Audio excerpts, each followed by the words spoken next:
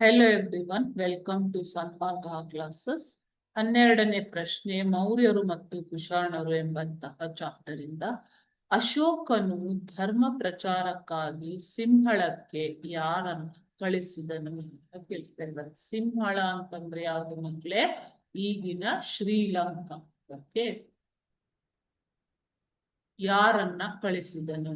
ಅಶೋಕನು ಧರ್ಮ ಪ್ರಚಾರಕ್ಕಾಗಿ ಸಿಂಹಳಕ್ಕೆ ಮಗ ರಾಹುಲ ಮತ್ತು ಮಗಳು ಸಂಘಮಿತ್ರಳನ್ನ ಕಳಿಸ್ತಾನೆ. ಓಕೆ, ಸಂಘಮಿತ್ರ ಕಳಿಸ್ತಾನೆ.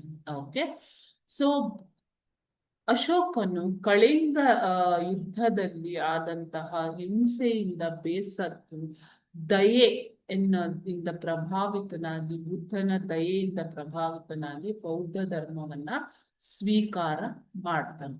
ಓಕೆ, ಸೊ ಆತನು ತನ್ನ ಧರ್ಮ ಪ್ರಚಾರಕ್ಕಾಗಿ ಧರ್ಮ ಮಹಾಮಾತ್ರರನ್ನ ನೇಮಿಸ್ತಾನೆ.